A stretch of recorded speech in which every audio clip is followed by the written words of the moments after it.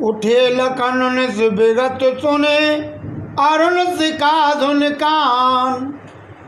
गुरु ते पहले जगत पति, जागे राम सुजान सियापति रामचंद्र की जय। पवन सुत हनुमान की जय।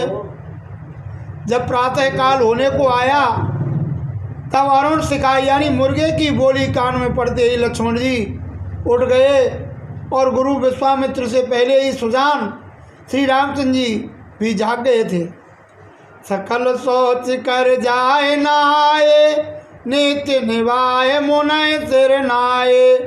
समय जान गुरु आए सुपाई, लेन प्रसून चले दो भाई। फिर सब लोग शौच आदि से निवृत्त हो जाकर स्नान किए और नित्य कर्म कर राम लक्ष्मण ने मुनि के चरणों में आकर दंडवत प्रणाम किया। फिर समय जान गुरु की आज्ञा पाकर दोनों भाई उनकी पूजा के लिए फूल लेने के लिए चल दिए। भूप बाग बर देखऊँ जाई, जय बसंत ऋतु रही लो भाई। लागे बिटप मनोहर नाना, बरन बरन बर बेल बिताना। देखा तो राजा का वह श्रेष्ठ बगीचा निकट ही था कि जिसमें सर्वदा ही बसंत ऋतु शोभायमान हो रही थी और जिसमें वर्ण वर्ण की सुंदर लता, बेलों के सुंदर चंदोवे और मनोहर वृक्ष लगे हुए थे। नव पल्लव पल सुमन सुहाए, निज संपत सुर रूख लजाए। चातक कोकिल कीर चकोरा, कूंजत बेग नटत कल मोरा। नए पल्लवों में फल फूल शोभायमान हैं, मानो अपनी संपत्ति से कल वृक्ष को भी लज्जित करते हैं और जिन पर पपिया, कोयल, तोते, चकोर और मोर नाचते हैं। मध्य बाग सरु सोहा सुहावा, मन सो पान विचित्र बनावा। विमल सलिल सर सिज बहु रंगा, जल कग कूंजत गुंजत भृंगा। बाग के मध्य भाग में सुंदर सरोवर भी था, जिसमें मणियों से जड़ी सीढ़ियाँ विचित्र बनी थी, जिसमें निर्मल जल था और अनेक रंगों के कमल खिले हुए थे तथा भौरे गुंजार कर रहे थे। बाग तड़ाग बिलो के प्रभु, हरि से बंधु समेत। परम राम में आराम, जो राम सुख दे तो सियापति रामचंद्र की जय। पवन सुत हनुमान की जय। इस प्रकार बाग और तालाब को देखकर भाई लक्ष्मण सहित श्री रामचंद्र जी प्रसन्न हो गए, क्योंकि वह बड़ा ही रमणीय और श्री रामचंद्र जी को सुख देने वाला था। चौद से चितई पूछ मालीगन, लगे लेन दल फूल मुदित मन। तय अवसर सीता तय आई, गिरजा पूजन जनन पठाई। तब श्री रामचंद्र जी चारों ओर मालियों से पूछ प्रसन्न मन से दल और फूल लेने लगे। उसी समय में वहाँ सीता जी आ गई, जिन्हें पार्वती जी की पूजा करने को माता ने भेजा था। संग सखी सब सुभग सयानी, गावई गीत मनोहर वाणी। सर समीप गिरजाग्रह शोभा, बरन न जाए देख मनमोहा। उनके साथ में सब सुंदर चतुर सखियाँ थीं, जो मनोहर वाणी में गीत गा रही थीं। सरोवर के पास पार्वती जी का मनमोहक मंदिर था, जिसका वर्णन नहीं किया जा सकता।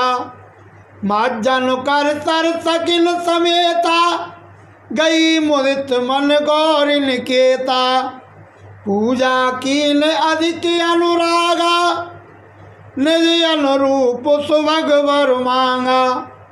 तब सरोवर में सखियों सहित स्नान कर सीता जी प्रसन्न मन से पार्वती जी के मंदिर में गई और बड़े प्रेम से उनकी पूजा करके अपने योग्य सुंदर वर मांगा। एक सखी सी संग बिहाई, गई रही देखन पुलवाई, तई दो बंद बिलो के जाई, प्रेम विवश सीता पे आई। उसमें सीता जी का साथ छोड़कर एक सखी फुलवारी देखने गई थी, जिसने वहाँ दोनों बंधुओं को, दोनों भाइयों को जाकर देखा तो वह प्रेम से विशेष वशीभूत हो सीता जी के पास दौड़ी दौड़ी चली आई कि तासु दशा देखी सकिन पुलक गात जल नैन, कहो कारण निज हरस कर पूछे सब मृदु बैन, सियापति रामचंद्र की जय, पवन सुत हनुमान की जय। सखियों ने देखा कि उसकी दशा विचित्र है, शरीर बड़ा पुलकायमान है और नेत्रों से जल बह रहा है। तब सब पूछने लगी कि हे सखी, अपने हर्ष का कारण तो बताओ, क्या बात है। देखन बाग कुंवर दोई आए, बै किशोर सब भांति सुहाए, श्याम गौर के में कहो बकानी, गिरा अनयन नयन वेणुवानी। तब उसने कहा, ये दो राजकुमार फुलवारी देखने आए हैं, जिनकी किशोरावस्था है और सब भांति से सुंदर हैं। उनके सामने गोरे रूप को मैं क्या कहूँ, क्योंकि वाणी को नेत्र नहीं, नेत्र को वाणी नहीं। सुने हरसी सब सखी सयानी, सियई अति उत्कंठा जानी, एक कहीं न पुसुत ते आली, सुने जे मुन संग आए खाली। उसकी ऐसी बात सुनकर सब सखियाँ प्रसन्न हो गई और सीता के हृदय में आने की इच्छा हो गई। तब एक सखी कहती है, हे सखी, वे वही राजपुत्र हैं जो कल विश्वामित्र मुनि के साथ आए हैं, जिन्होंने जो रूप मोहनी डारी, कीले सुवस नगर नर नारी, बरनत छव जेते सब लोगू, अवस देख आई देखन जोगू। और जिन्होंने अपने रूप की मोहनी से सारे नगर के स्त्री पुरुषों को बस में कर लिया है, उनकी शोभा का जहाँ तहाँ सभी लोग वर्णन करते हैं। चलो देखें जो अवश्य ही देखने योग्य हैं। तासु वचन अतिशय तुहाने, दरस लाग लोचन अकुलाने, चली आग्र कर प्रिय सखी सोई, प्रीति पुरातन लखै न कोई। उसका कहना सीता जी को अत्यंत ही अच्छा लगा और दर्शन के लिए नेत्र व्याकुल हो उठे। तब उस प्यारी सखी को आगे लेकर सीता जी चली, जिसमें प्रीति को कोई लख न सका। सुमेर सिंह नारद बचन, उपजी प्रीति पुनीत, चकित बिलोकत सकल दिसे, जनत सुमृगी सभीत, सियापति रामचंद्र की जय, पवन सुत हनुमान की जय। नारद जी के वचन स्मरण कर पवित्र प्रीति उत्पन्न हो गई। इसी से सीता जी चकित हो चारों ओर ऐसे देख रही हैं मानो बाल हिरणी भयभीत होकर देख रही हो।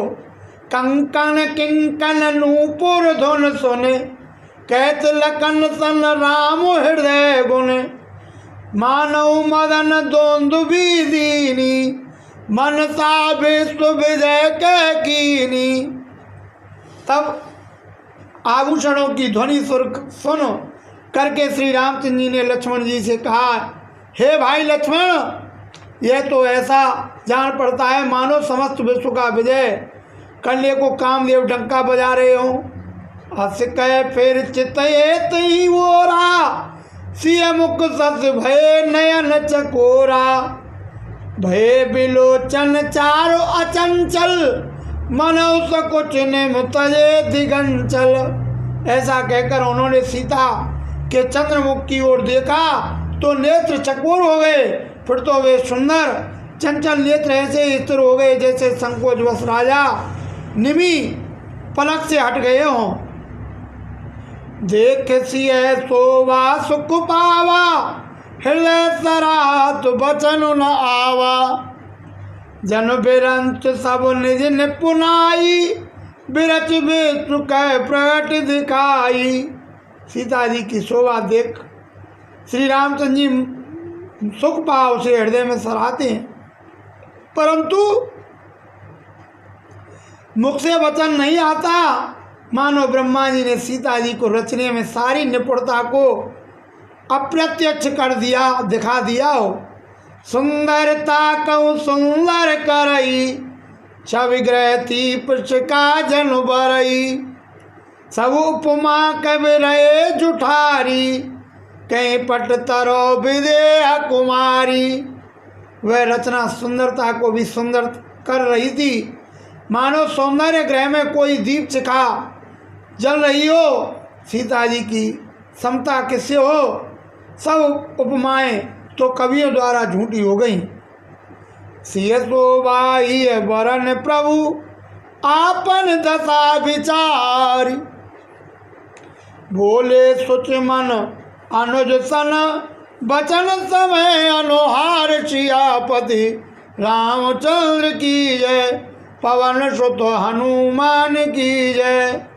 अब सीता की शोभा का मन में वर्णन कर तथा अपनी दशा का विचार कर श्री रामचंद्र जी पवित्र शब्दों में अपने छोटे भाई लक्ष्मण से समय के अनुकूल यह वचन बोले कि तात जनक तन यास यह सोई, धनुष जाग जई कारण होई।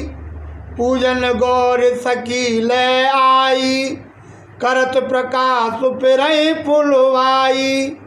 हे भैया, जिसके कारण धनुष यज्ञ हो रहा है, यह वही जानकी जी की, जनक जी की पुत्री जानकी है, जो सखियों को लेकर पार्वती जी की पूजा करने आई हैं और इस फुलवारी में प्रकाश करती हुई घूम रही हैं।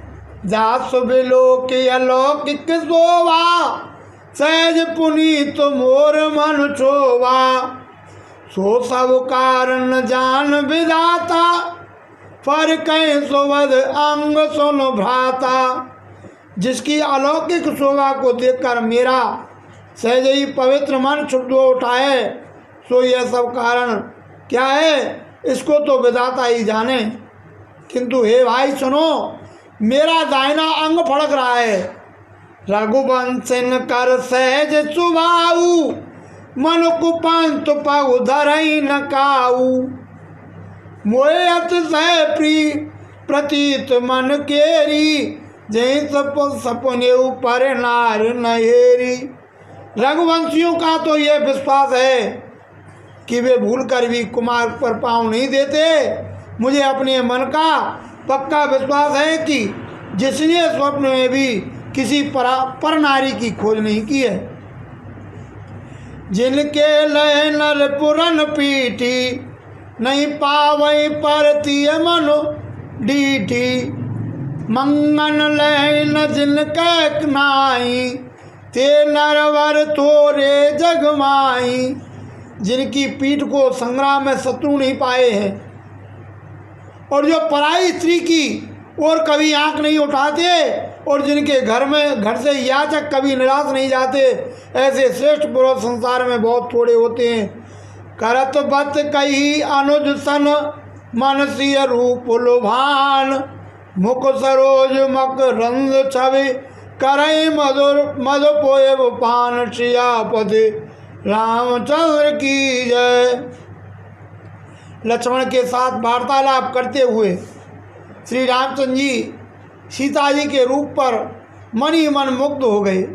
उनका मन भ्रमर सीता के मुख कमल के सौंदर्य रूप मकरंद का पान करने लगा।